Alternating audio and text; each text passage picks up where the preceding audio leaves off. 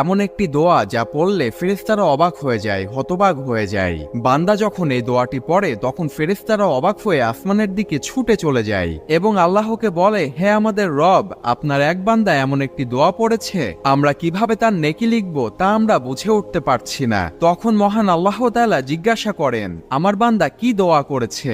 যদিও আল্লাহ তাআলা এ সম্পর্কে আগে থেকেই জানেন, তবুও তার ফেরেশতাদেরকে জিজ্ঞাসা করেন। তখন ফেরেশতারা বান্দার সেই দোয়া সম্পর্কে বলে। তখন আল্লাহ তাআলা বলেন, আমার বান্দা যেই দোয়াটি করেছে তোমরা শুধু সেইটাই লিখে রেখো, তোমাদের নেকি লিখার দরকার নেই, কেননা এর পুরস্কার আমি আমার বান্দার সাথে পরকালে সাক্ষাৎ করে নিজেই দান করব।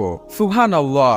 আর সেই বিশেষ দোয়াটি হচ্ছে, ইয়া রাব্বি লাকাল হামদু কামা ইয়ানবাগি লিজালালি ওয়াজিকা ওয়া আযামি সুলতানি। এই ছোট্ট দোয়াটি অবশ্যই মুখস্থ করে নেবেন, কেননা এর পুরস্কার আল্লাহ তাআলা আপনাকে নিজেই দিবেন। ভিডিওটি শেয়ার দিয়ে অন্যকেও পড়ার সুযোগ করে দিন।